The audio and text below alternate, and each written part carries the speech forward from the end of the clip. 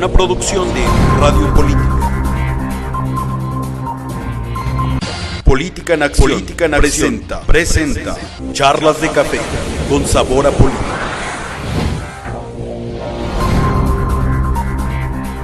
Con el periodista Humberto Hernández Pimentel. Es momento de que la noticia se viva a detalle, a profundidad. Somos actores importantes y ninguna reforma podrá tener éxito contra la voluntad de los maestros y los padres de familia. Porque la noticia no puede esperar. Comenzamos. Charlas de Café con sabor a política. Buenas tardes. Nuevamente volvemos a retomar el tema que habíamos dejado la semana pasada en su programa Charlas de Café con sabor a política. Tenemos aquí al maestro Ortega, tenemos con nosotros al licenciado Carbonell, quien realmente nos venía haciendo un análisis de la toma de posesión. Señor licenciado, ¿cómo ve usted, digamos, el transcurrir de estos primeros días del cambio de gobierno? Sí, muy buenas tardes, Humberto, maestro. Hola, ¿qué tal? Carlos. ¿Cómo estás? Efectivamente, bueno, se nos quedaron unas cosas en el tintero el programa pasado. Me gustaría comentar brevemente lo siguiente. Concretamente, en su discurso, muy enérgico por cierto, me da la impresión que solo enunció el problema o la atención que se debe dar a adultos mayores, a la diversidad sexual, a los niños, sobre todo a los niños jornaleros que ilegalmente explotan aquí en Michoacán, a miles de niños y adolescentes que deben estar en la escuela y que son explotados en las granjas agrícolas. Y eso es un grave problema, así como los grupos indígenas. Yo pienso que somos un estado que afortunadamente se enriquece con las culturas de los pueblos indígenas, purépechas, nahuas, otomíes y mazaguas. Yo pienso que pues, ojalá y más adelante se le sea más explícito el actual gobernador Silvano Aureoles con estos temas tan sensibles, ya que tiene otros problemas de peso fundamental como es la educación, y el problema que ya se viene pues es una guerra que se ha declarado entre la CENTE y el gobierno del estado, porque definitivamente el gobernador es tajante que no va a permitir más desórdenes, manifestaciones y plantones que afecten a terceros, como tenemos la pesadilla de hace décadas. Tampoco abundó acerca de la Universidad Michoacana.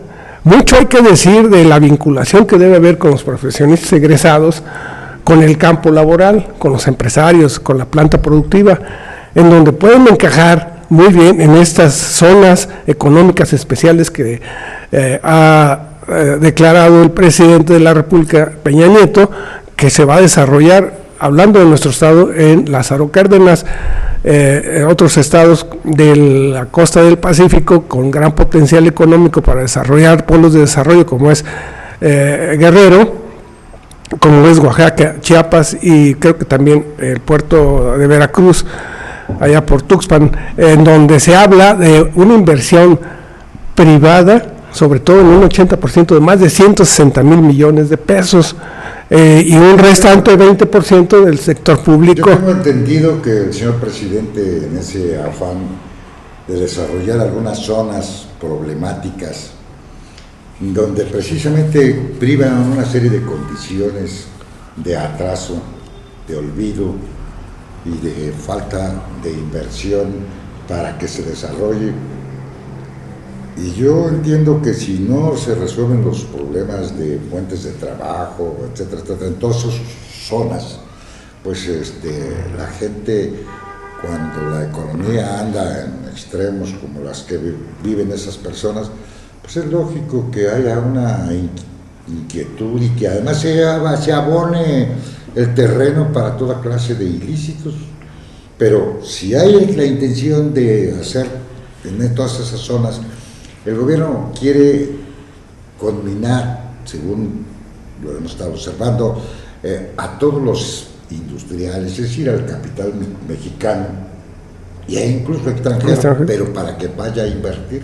O sea, el gobierno, yo creo que lo único que está ofreciéndonos con esos programas es crear las condiciones, es decir, lo que se llama la infraestructura, porque inclusive nos ofrece el señor gobernador, nos ofrece una carretera para ir a la costa en 2 horas y media o 2 horas de aquí de la ciudad de Morelia. Sí. Realmente nosotros, quiero esto decírselos porque cuando se estaba abriendo la carretera que iba a comunicarnos a la costa más rápidamente, como es la siglo XX, nosotros lamentamos profundamente que se desviara hacia el estado de Guerrero como una medida para llegar a nuestra costa. Y lo señalábamos, licenciado, que eso iba a implicar un abandono de la zona costera y lo íbamos a posponer su posible desarrollo en muchos decenios. Y situación que sucedió. Pero si hay realmente el intento pues lo vamos a ver. Mira, tenemos como 5 años ya con una carretera que es de escasos 50 kilómetros, 5 años, y no se ha terminado la carretera que une a Ciudad Lázaro Cárdenas con Caleta de Campos, y esta carretera iba a llegar hasta Colima ampliada. Es decir, tenemos una carretera simple de ida y vuelta y ahora se está ampliando. Pues tiene 4 años que no avanza, ahí está abandonada. No avanza y realmente pues toda la zona costera vive en condiciones infrahumanas. Yo he tenido la oportunidad de visitarla 2, 3, 4 veces, todo desde Lázaro Cárdenas hasta Coahuila. Y realmente toda esa zona está abandonada. Y es donde más problemas de carácter de seguridad, de problemas de trasiego de droga, etc. Porque ahí desemboca la Sierra Madre Occidental, riquísima en minerales, recursos naturales, riquísima en maderas finas que ya se las están totalmente acabando. Sí. Bueno, pues hay que buscar qué se implementa en esas zonas para que la riqueza pues sirva para desarrollar y mejorar las condiciones de la gente que lo habita. ¿O tú cómo ves, maestro? Hola, buenos días, licenciado Humberto, Enrique, buenos días, buenas tardes. Mira, en principio lo que estamos hablando fue cuando empezamos a hablar en el programa pasado de esa hoja de buenas intenciones que nos presenta el licenciado Silvano. Es su presentación, no puede decir algo que se vaya a contradecir o que no esté de acuerdo. Lo de la carretera para Morelia, lo de la carretera la carretera que vaya a la costa, la vía de carretera aquí en la misma ciudad de Morelia. Todos los aspectos de los que hemos estado hablando, pues es la presentación y las necesidades y las ansias de querer de que alguien nos resuelva. Cuando los problemas fundamentales, los problemas que están ahogando a las personas fundamentalmente es la carencia de fuentes de trabajo, el problema de la inseguridad, los pleitos entre los sindicatos mafiosos, la CENTE y el CENTE, que muchas veces han tomado, y no nada más ellos, tenemos más sindicatos en Michoacán que están ahogando a la población civil, que la están atacando, la están limitando. Hablamos, por ejemplo, uno de los problemas ahorita que habló Enrique, de la Universidad Michoacana. Yo en un principio está bien que no haya hablado mucho Enrique, porque el mayor ejemplo que teníamos es ese delincuente Salvador Jara Guerrero, que viniendo de la academia, que se estaba hablando que era uno de los gobernadores mejor preparado de todo el país, sin embargo se comportó como un vil ladrón, no hizo caso a nadie, se le dijo que no fuera a regalar tantas notarías, ¿sí? Que no fuera a tener guaruras, se le pidió, la universidad es suficiente. Oye, que maestro, a propósito ¿de qué estamos hablando? Del doctor Jara, ¿cómo le irá a hacer el doctor Jara para ir a impartir su cátedra con un grupo de guaruras por un lado. Pues yo espero, como profesor, que no tenga la sinvergüenzada de accionar, de meter a guaruras, aunque sea querer aprender, que entre al campus universitario. La legislación universitaria no está permitido que entre una persona, quien sea, ni el mismo presidente, ni cuando los gobernadores han entrado, acuérdense San Nicolás, que entren sus guaruras. La legislación así no lo prevé. Sin embargo, hay gente tan cínica que se brinca las leyes de la manera como lo ha hecho Salvador Guerrero. Qué tristeza, qué desengaño que una persona que se cobijó y que sabemos de antemano que fue impuesto por Castillo, convenía a los intereses, no nos hagas olas, pero en 6 meses ese señor que fue gobernador, vamos a pensar que pudo tomar decisiones, ¿sí? Hizo una serie de barbaridades, se subió un tabique, le permitió subirse ese tabique y se cayó y sigue mareado. Yo en un momento dado hasta de ciertas órdenes decía, cambió hasta el peinado, bueno, al estilo de los emperadores romanos, ¿no? Yo decía, el Neroncito. Qué triste es pues ver que nuestros... Y abusó del poder a sus amigas, a sus amigos, amiguetas y amiguitos, ¿sí? Les dio cosa que no han desquitado. A su secretario de gobernación. 22 notarías públicas, es un exceso de obsequios. Y a su secretario. A muchas personas, ¿no? De gobernación.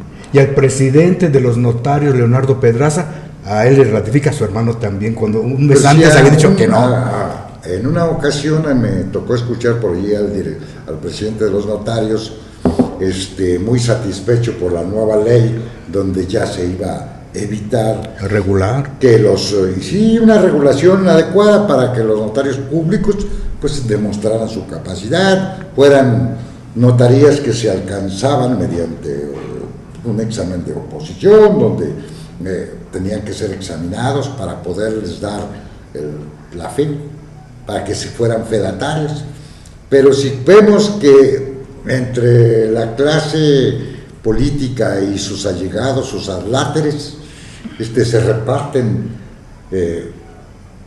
una facultad y a las 11 de la noche fe, de lo legal de la ley, es decir, donde se exige que se manejen las cosas, los negocios, con una absoluta y total legalidad, y cuando te das cuenta que se llega ya no por mérito, sino que es una dádiva, ¿verdad? Y que en realidad las notarías, la gente las han visto como una forma de enriquecimiento. Pero es que es un hecho.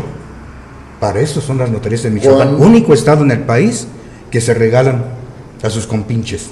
Bueno, y a las 11 de la noche, oscurito. Todos los notarios públicos son gente que por una firma, por simplemente dar una firma y dar fe, cobran cantidades increíbles. Y aunque se les han recortado algunas actividades, sin embargo sigue siendo un extraordinario negocio. ¿Y cómo es posible que te den un negocio nomás de que tú tienes que firmar y dar fe? Oye, y ganarte 1,000, 2,000, 3,000, 5,000 y hasta más mucho. Las próximas generaciones y los negocios más importantes. Y tener que utilizar sus servicios. Es decir, y es una forma de hacer ricos a los amigos, a quienes de alguna manera pues no sirvieron realmente para beneficio de las gentes, encubridores, fueron simplemente a cumplir una función que tenían allí, que se dio al señor gobernador, y llama a todos sus ex colaboradores y colaboradores que tenían la rectoría de la universidad, que además no deja un antecedente positivo el doctor Jara en la universidad. Tú te referías a que el señor gobernador actual pues no dijo muchas cosas con respecto a la Universidad Michoacana.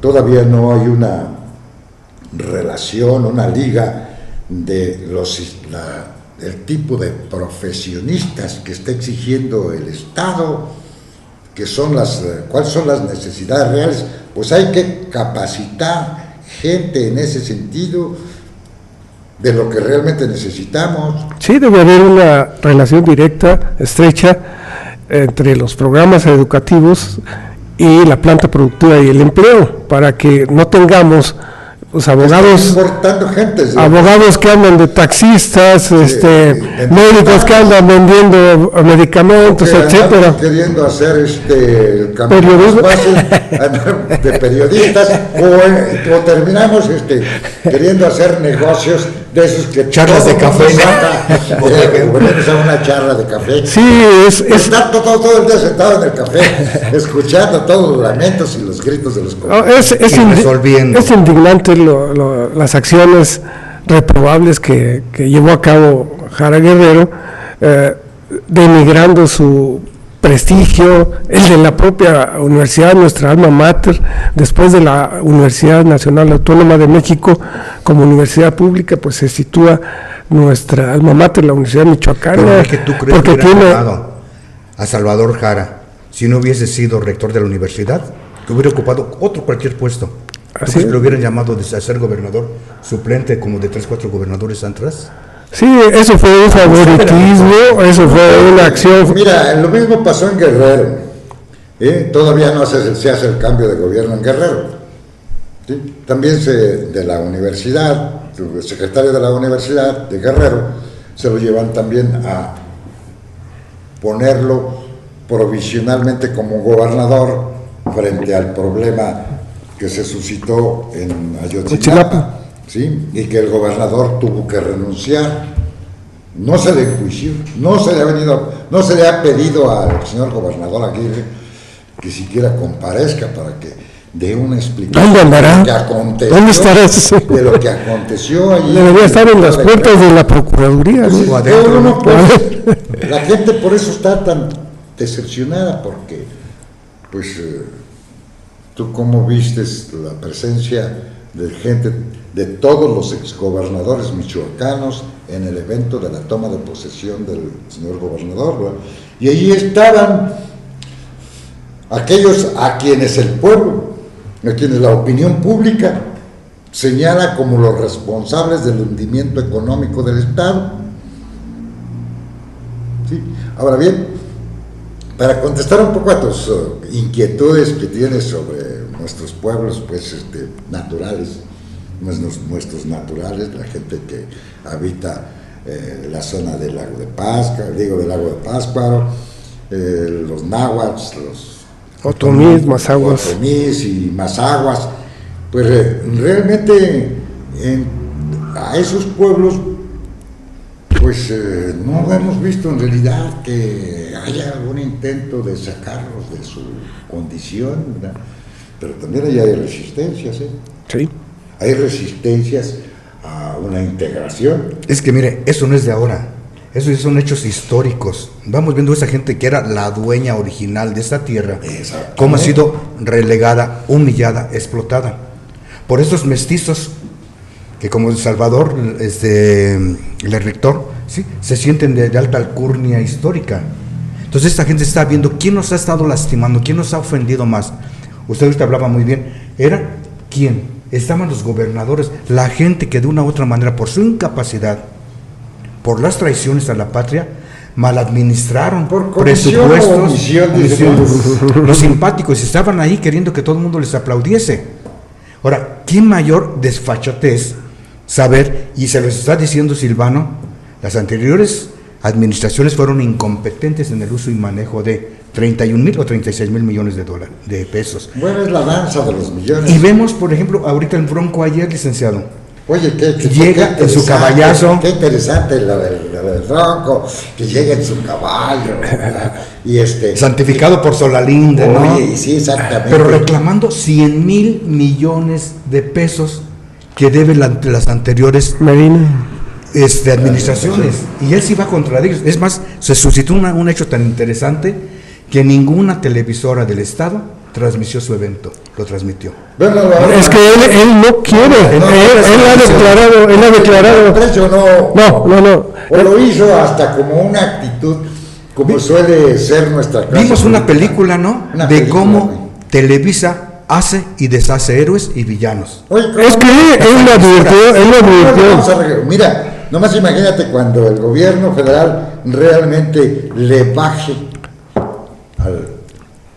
A los medios de A comunicación. los medios de comunicación, no, que haga el analógico, el cambio analógico. Sí, ahí vamos a ver.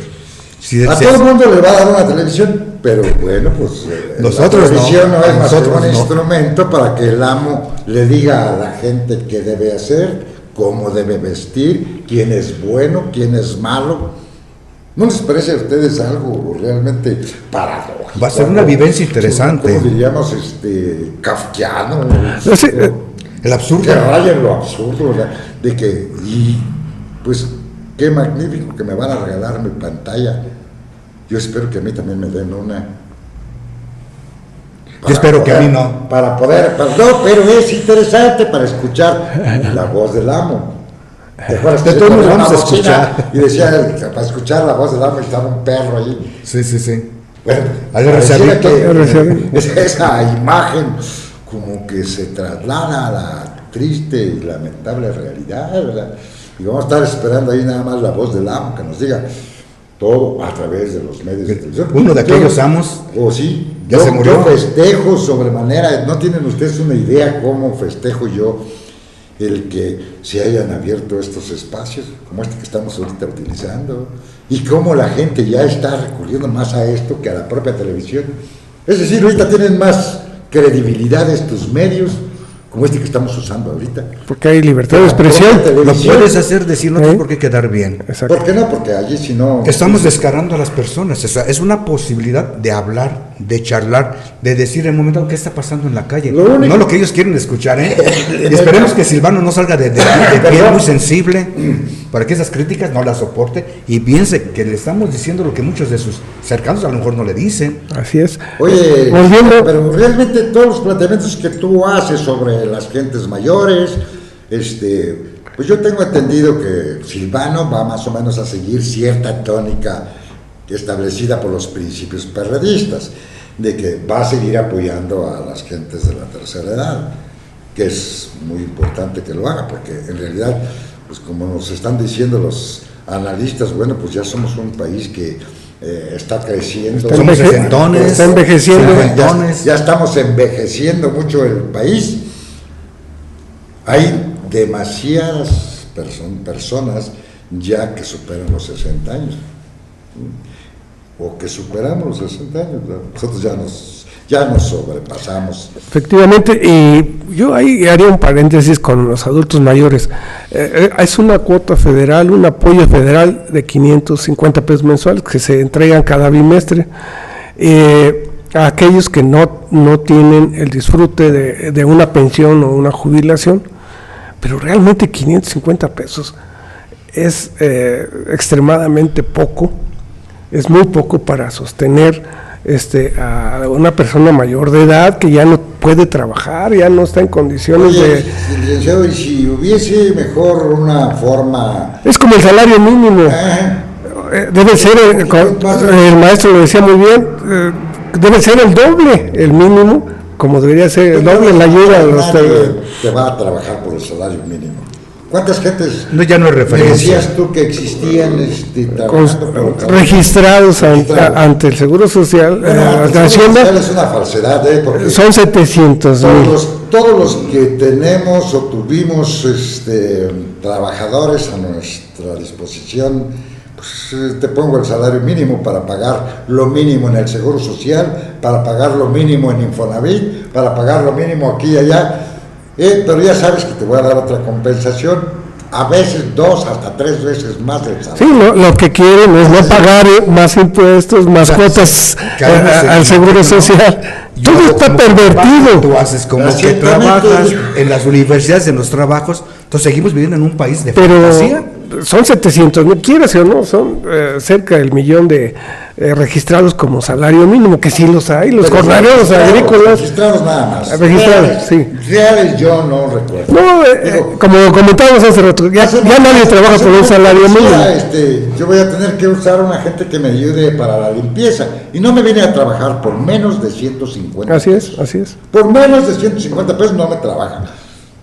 Así se trate de limpiarme 1 o 2 recámaras y hacerme el trabajo. No me cobra menos. Yo no entiendo por qué, porque 100 pesos salario mínimo y vámonos. ¿Sí? Porque ¿qué compras con 70 pesos? No, efectivamente. El aumento fue de 2 pesos con 10. Es un cinismo. Un 80, pero es una burla. Es algo. Entonces, pues tú una injusticia. ¿Con qué mentalidad se manejan esas, digamos, esas cuestiones? O es decir, ¿cómo es que se toman esas decisiones? Con esa mentalidad. Con esa mentalidad. Pues es un círculo vicioso de que haces como que trabajas y haces como que te pago, pero a final de cuentas los jefes de familia o las jefas de familia, las madres solteras, no les alcanza ni para la canasta básica. No, tienda de raya. Con 70 pesos que compras. Efectivamente. No, oye, ¿cuánto gastas tú en un café? Y si vemos eso, lo contrastamos con la concentración del ingreso en las élites superiores, que se apropian del 80% del Producto Interno Bruto, el 10% de la población más rica y más poderosa, pues esta distribución inequitativa del ingreso hace que vivamos en una constante injusticia social. Por eso tantas demandas, tantas protestas de todos los sectores, de todos los habitantes. La mayoría de los mexicanos padecen la pobreza. Son más de 60 millones. Y la padecemos de una otra manera. Padecemos. Mira, el cinismo de que se hace uso del gobierno actual proviene del paternalismo. Yo gobierno, hago por ti pueblo, porque tú no estás capacitado. Porfirio Díaz todavía lo decía. El pueblo de México no está capacitado, no está preparado para asumir la democracia. ¿Qué es lo que hacen los caciques pueblerinos, los caciques regionales?